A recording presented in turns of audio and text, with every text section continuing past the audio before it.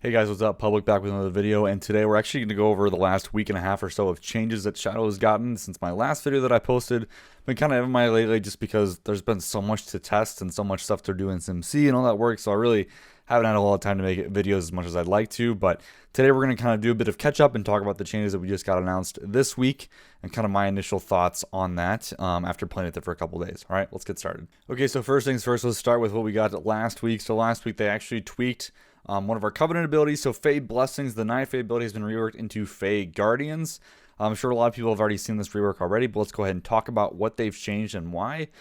First of all, I think this is a great thing. I think a lot of our Covenant abilities could use with some iterations, so I'm definitely open to them changing more.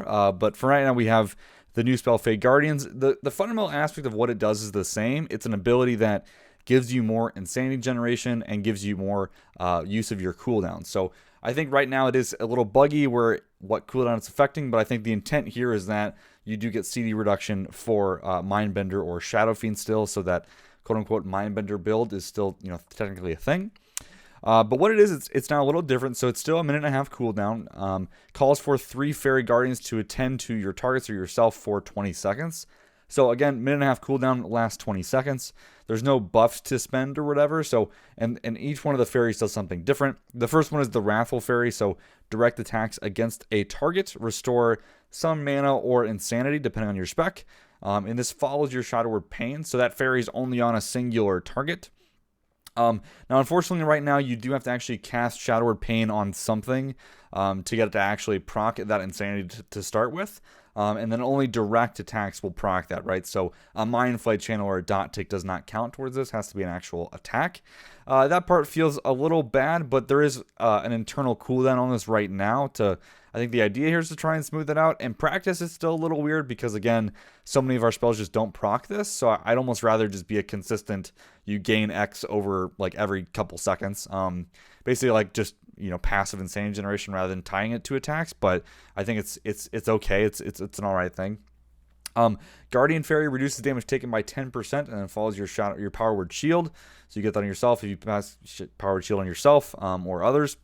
And then the last fairy is Benevolent Ferry, so increases the CD cooldown reduction rate of a major ability by 100%. So effectively, this works out to, for us, we get more Mindbenders, we get more Shadow Fiends, right? The cooldown proccing in game is a little weird because it looks like your cooldowns get cut in half, but the effective duration, you're only getting that like 20 seconds off or whatever, depending on the cooldown that you're taking. But you're still getting a decent chunk of reduction here on your Mindbender or Shadow Fiend. Like I said, currently bugged to where it's working for Power Infusion as well, but obviously that's not going to stay. So again, you do get that CDR immediately. You don't have to actually cast anything. Now, if you want to put the CDR on someone else for the duration of that 20 seconds, you have to cast Shadow Mend on them. So we still have the ability to reduce other people's cooldowns, but again, now it's at the cost of our cooldown. So immediately better than what we had before. Now the CDR is guaranteed to go on ourselves immediately. You don't have to do anything for that, which is great. Now I just think they need to apply the same thing with the Wrathful Fairy, and then we're kind of looking good with this ability. On the face of things, I'm not a huge fan of this in general, but it does affect our playstyle. It is something to do. You do kind of change how you play with this because obviously you want to put the Wrathful Fairy up. You want to get the CDR and Mindbender, get more Mindbenders out. So I think this is a much better direction than what we have with Fey Blessings. I think they just need to tweak a few more things really to make it, I think, really satisfying to play with, right? And then the other thing that we got last week was a new legendary called Talbot's Stratagem. This is, I believe, the last legendary that Shadow's going to get added to it. Unfortunately, it's not a multi-target legendary, or at least not really. So when you have Shadowward Pain, Devouring Plague, and Vampiric Touch active on the same target, your Mind Blast deals 30% more damage, right? Now, this can technically, turn into a cleave AoE if you're using Psychic Link, right? Because if you have 3 dots on a target, you Mind Blast into that target. That Mind Blast then does now 50% more damage to other targets that have Vampiric Touch active with that talent. So it is kind of AoE cleavy, but again, we don't. There's actually kind of a slim gap where we have Devouring Plague active and we're casting Mind Blast into the target. So this does kind of, you might change your rotation up a little bit. I haven't done the SimC work yet to see if, it's worth maybe holding off Mind Blasting until you get Devouring Plague up, since again, Mind Blast does have a pretty chunky cooldown. Obviously, during Voidform, this is less of a problem because we're just kind of overthrown with Insanity, so you had Devouring Plague up the whole time. You can chunk both your Mind Blast into that target, so pretty good there. Again, I'm just kind of disappointed that it's not, any AoE focus legendary that I was hoping for, but that's what we got. Okay, so moving on to the changes that we got recently. In general, there's been a lot of damage tweaks of this spell does more damage, or maybe this spell generates a bit less insanity or a bit more insanity. So that's been kind of changed across the board.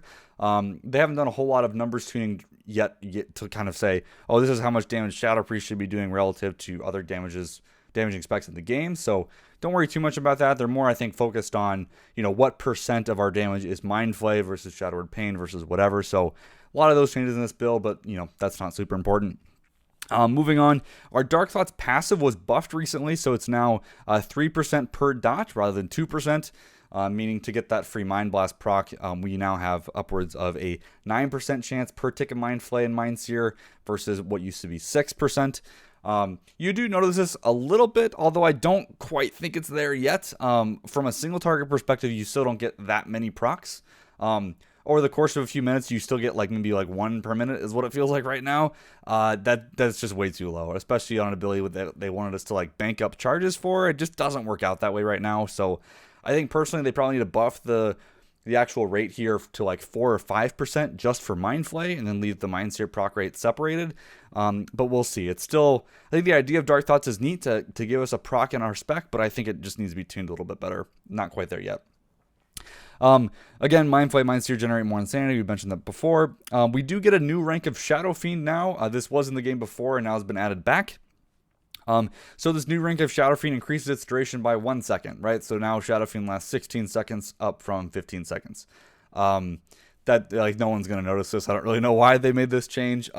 Unfortunately for all of you Mindbender Night Fae fans, this does not work with Mindbender. It only works with Shadow Fiend right now.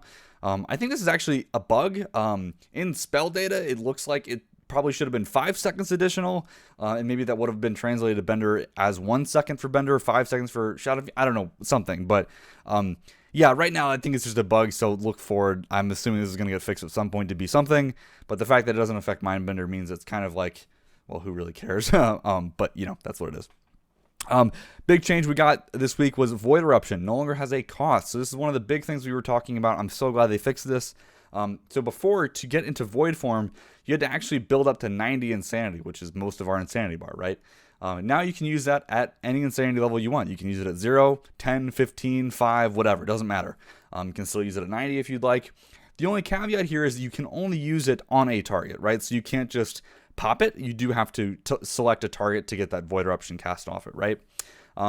Now, this will change your rotation up a little bit. I don't know quite yet. There's going to be some kind of magic number of, you probably want to go into Void Form with at least 50 so that you can get into Void Form, hit Void Bolt, then go right into Devouring Plague.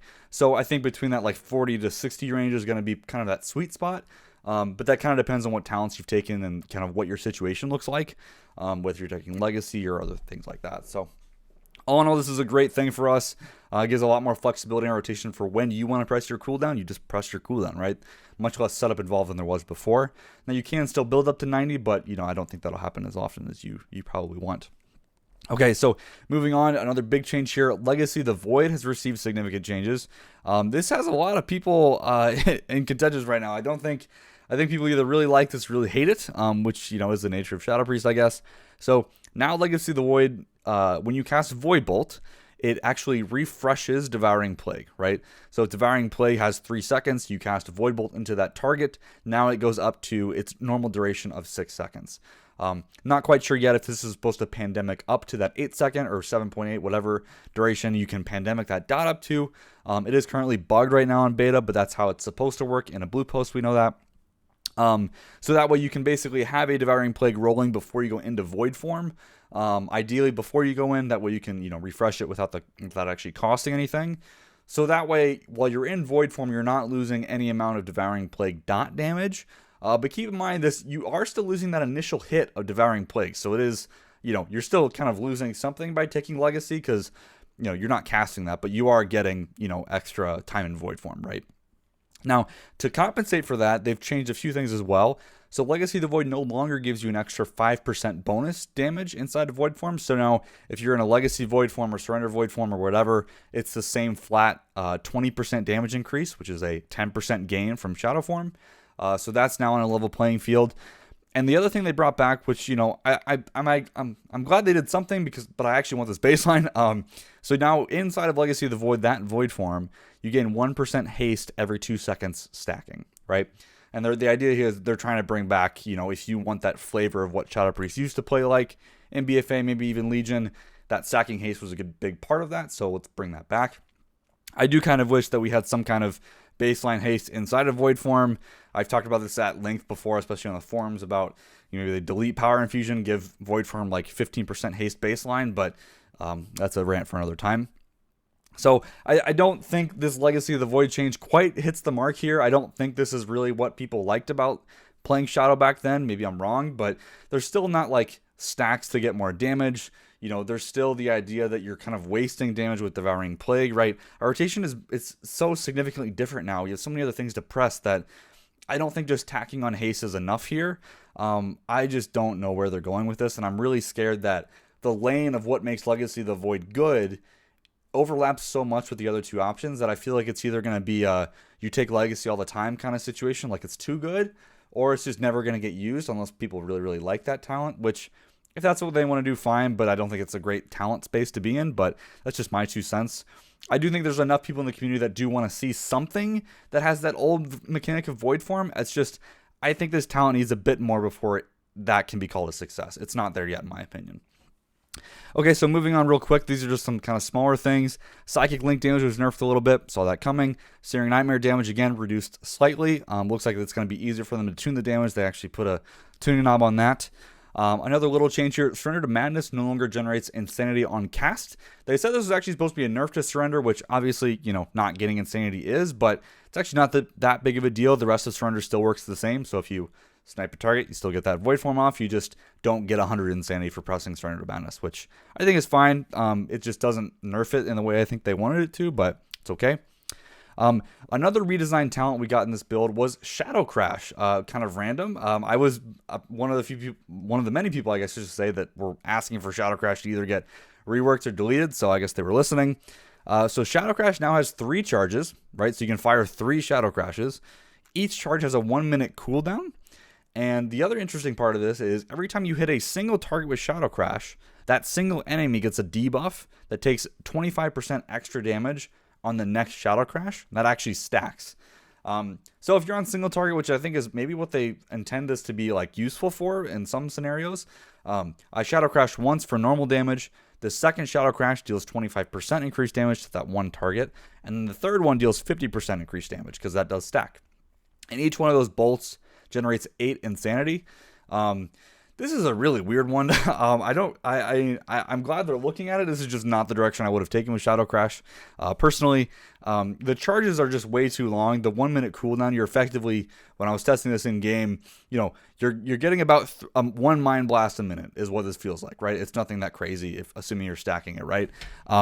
It's just not that noticeable. It's also really buggy right now on beta. They adjusted the range from 0 to 40 yards, where you can just select and cast it.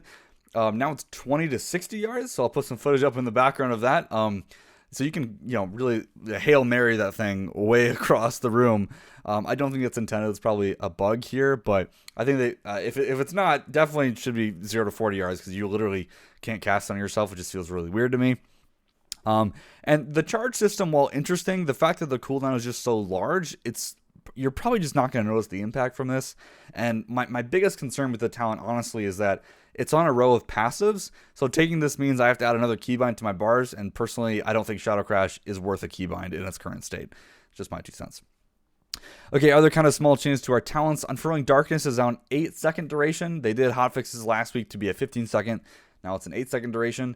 Still has a 15-second internal cooldown, but that actual buff in terms of like how long you can keep it to use it is only 8 seconds now.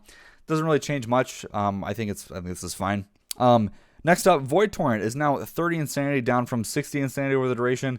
I think this is fine. Voidtorrent, we almost always got really close to capping insanity every time that we used it. So, you know, nerfing Insanity I think is okay. But I think they're kind of still missing something here because Voidtorrent's value isn't very clear to me, especially next to Damnation. I don't think Voidtorrent does even enough damage to consider taking ever right now. Although it looks really cool and it's fun to press, that mechanic of how it works just doesn't really make sense. It's also still really buggy, but is what it is. So hopefully we get something that gives Voidtorrent some oomph. I don't know really what that is outside of it just does more damage, but yeah, it's the spell is really fun baseline, but adding as a talent means it has to compete, and right now it doesn't. So okay, and then other kind of smaller changes. They did tweak a couple of our conduits because we knew this was obviously coming because things just didn't work the same way anymore. So Dissonant Echoes conduit, which is the one where Void Bolt hitting your target has a chance to reset the cooldown of Void Bolt. Again, they still haven't changed it. Your Void Bolt does have to hit the target to proc that reset rather than on cast, which would be, you know, 100,000% more preferred, but, you know, whatever, that could still be considered a bug or design flaw, whatever. But now, if you have that conduit outside of Voidform, your actual Mind Flay cast has a chance to give you a free Void Bolt outside of Voidform, which, you know, on the face of it is actually kind of cool. I mean, I like the idea of like weaving in Void Bolts into a rotation even outside of Voidform. It does take away a little bit of what Voidform is good for, but I think, you know, flavor-wise, it's pretty interesting. The only downside with this is if you pair that conduit up with the Mind Devourer conduit, which gives Mind Blast a chance to give a free Devouring Plague proc, and then we also have Dark Thoughts as a baseline proc to give us free Mind Blast. So we're literally just kind of a proc machine right now where you can get Mind Blast, Devouring Plague, and Void Bolt procs depending on how you spec'd out your character. Which might be a little too many procs. I don't know. I play this a little bit. You know, they don't proc all that often, so you don't typically get more than one at once of the different procs. But it's chaotic to say the least. So yeah, it's something. I also don't quite know how big of a fan I am of this. To actually get the proc of that free Void Bolt, it's on Mind Flay's cast, right? Not on Mind Flay's ticks.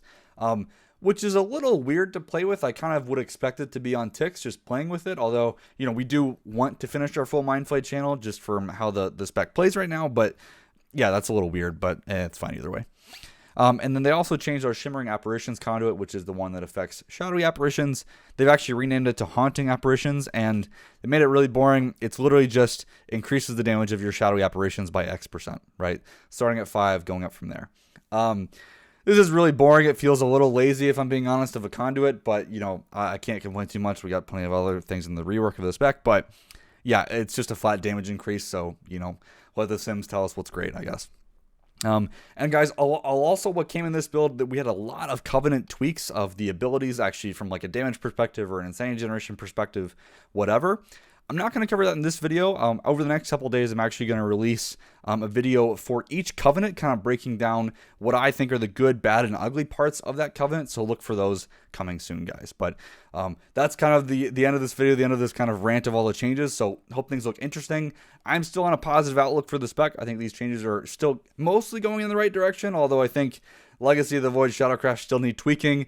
Obviously, we're still looking for things like, you know, how Devouring Plague stacks and that kind of thing. But, you know, that conversation is going to be had on the forum. So if you're curious, I'll link all those posts in the description below, guys. But anyways, thanks for watching. Have a good one.